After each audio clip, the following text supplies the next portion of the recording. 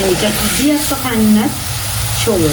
ඇත්තටම මේ බලන්න හැම එකටම මේක හරිම රසයි. ඒත් ඉදියප්ප කන්න පුළුවන් බඩ පැලෙන්නේ.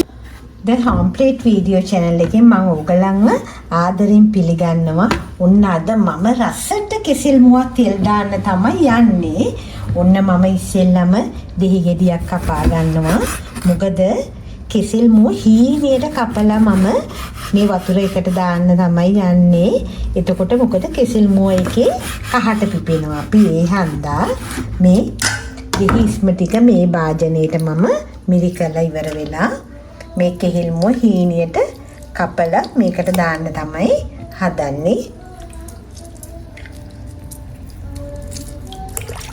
හරිම රසයි කෙසෙල් මුව තෙල් දාපුවම. හැබැයි හොඳ හීනියට කපන්න ඕනේ. මම මේ අරගෙන තින්නේ ලපටි කෙසෙල් මුව.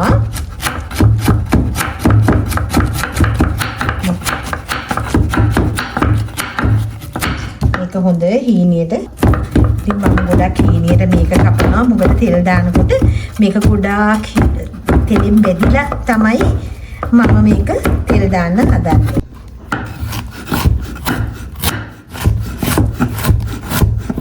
ඉතින් දැන් මම කෙසෙල් මුව ටික ලියාගත්තා. මම දැන් ටක් ගාලා අර දෙහි ඉස්ම ටිකට කහට පිපෙන්න ඉස්සෙල්ලා කෙසෙල් මුව ටික දාගන්න තමයි හදන්නේ.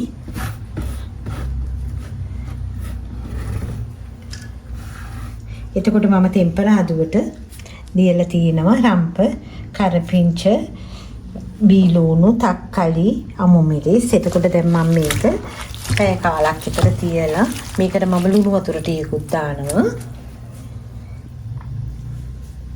දැන් මම මේකට ලුණු කුඩු ටිකකුත් දානවා. දාලා ඉවර වෙලා මම පැය කාලක් විතර තියනවා. තියලා මම මේක හොඳට මිරික ගන්න තමයි දැන් මේක මම හදන්නේ. මම මේ විදිහට කෙසෙල් මුව තෙල් දාපුවම හරිම රසයි. ඉදියප්ප වලට එහෙම හරි රහයි. මෙහෙම තෙල් දාලා කන්න පුළුවන් ඉදියප්ප. කන්න කියාපු මාළුවක් තමයි මේ ටෙම්පරාදු. මේක ටෙම්පරාදු කරන්න නම් මම තෙල් ටිකක් වැඩිපුර දාගන්නවා. මොකද නැත්නම් මේ කෙසෙල් මුව දැන් මම කපලා මේක වතුරේ තියලා එතකොට ලුණු මේ කෙසෙල් මුව ලුණු ඇඹුල් දෙකම අත ගාලා දැන් මම වතුරෙන් හොඳට මේක මිරිකලා ගත්ත නිසා මේකේ තෙත ගතිය ටිකක් තියෙනවා. ඒ හන්ද ටිකක් මේක හොඳට තෙලෙන් බෙදෙන්න ඕනේ. ඒ නිසා දැන් මම මේක ටිකක් හොඳට තෙලෙන් බදින්න තමයි හදන්නේ. බෙදුනට පස්සේ තමයි මම මේකට අනිත් ලුණු අරමුව දාන්නේ. ඉස්සෙල්ලාම දැන් මම මේක ටෙම්පරාදු කරගන්න හදන්නේ. මම උණු හාල් ටිකක් දානවා. අබ ටිකක් දානවා.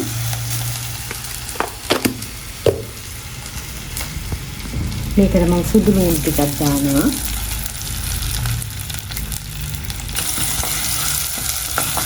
සුදු ලුණු ටික හොඳට පරවෙන කමියනවා.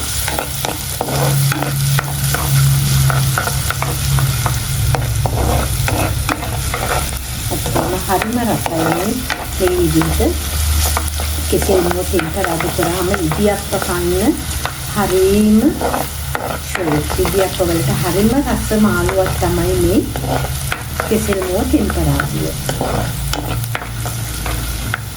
මේ ටික හොඳට කරවීගෙන එනවා. ඊට පස්සේ දැන් මේකේ තියෙනවා මම ලියාගත්ත තතු ලුණු ටික, මම ලියාගත්ත බීලුණු ටික, එතකොට සම්ප කරපිංච,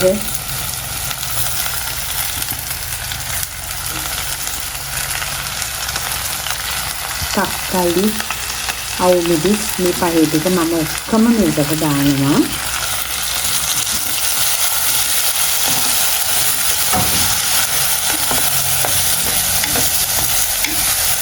එතකොට මම ඊට පස්සේ මේක කෑලි මිරිස් ටිකක් දාලා හොඳට රත් වෙන්න ටෙම්පරාදු කරගන්නවා.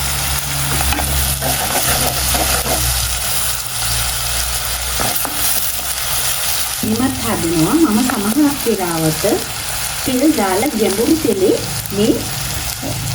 තෙලේ මේ කෙසෙල් මුව ටික බැද ගන්නවා. එහෙමත් හරිය රසයි. එතකොට අර ගොඩාක් අර අපි තෙල් යන හන්ද තමයි දැන් මම මේ විදිහට ටෙම්පරාදු කරගන්න හදන්නේ. නැත්නම් ගැඹුරු තෙලේ මේ ටක් ගාලා බැදෙනවා. හැබැයි වෙලෙට කෙසෙල් මුව ටික අපි අර වගේ මේ දෙහි දාලා අපි මේවා කරන්නේ නැහැ. නිකන් තමයි අපි ඒක බැදගන්නේ. දෙහි මිරි යට දාලා තමයි කෙසෙල් මුව බැදගන්නේ. ඉතිමත් හරිම රසයි. සම්බෝලේ හදන්න පුළුවන් මේ විදිහට. එක ක්‍රම වලට මේ කෙසෙල් මුව හදනවා. දැන් මම මේ කෙසෙල් මුව ටික දාගන්න තමයි හදන්නේ. මම මේකට උඹල කඩ කැලි ටිකක් දාගන්නවා.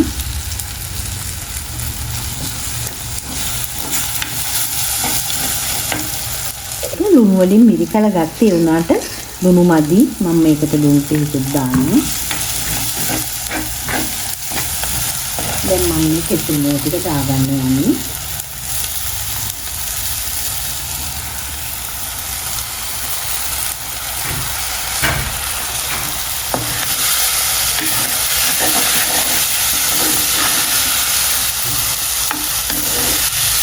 දැන් මේක දැන් හරිය පොඩ්ඩ වෙනවා. කෙසෙල් මුව තෙල් දාන්නකොට හරිය සුට්ට වෙනවා. මොකද නැල වෙනවනේ මේක.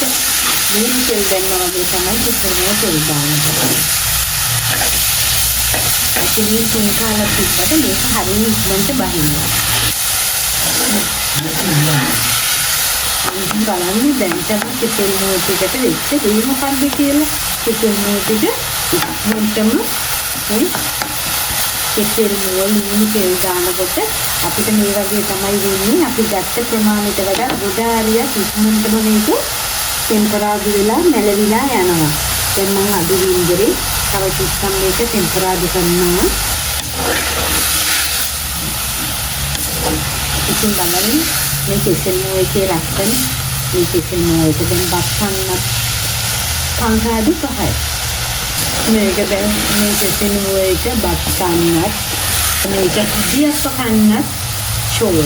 ඇත්තටම මේ බලන්න හැම එකටම මේක හරිම රසයි. ඒකේ ඉදියස්ස කන්න පුළුවන් බඩ පැලෙන්නේ. ඉතින් මේ බලන්න මේ විදිහට කෙසෙල් මුව තෙල් දාලා ඉතින් ඔයගොල්ලෝ මේ විදිහට කෙසෙල් මුව තෙල් දාලා මට කමෙන්ට් කරන්න, සබ්ස්ක්‍රයිබ් කරන්න, අනිත් අයත් එක්ක ෂෙයා කරන්න. ඇත්තටම මේ වගේ කෑමක් ගොඩක් අය හදන්නේ හරිම අඩුවෙන්. මොකද මේකේ වටිනාකම ගන්න ගොඩක් අඩුවෙන්. ඒ වුණාට රස ගොඩක් වැඩි. ඒ හන්දා ඉතින් මේ වගේ අලුත් වීඩියෝ එකකින් අපි ආයෙත් හමු වෙමු. ඉතින් ඔයගලන්ට බුදු සරණයි.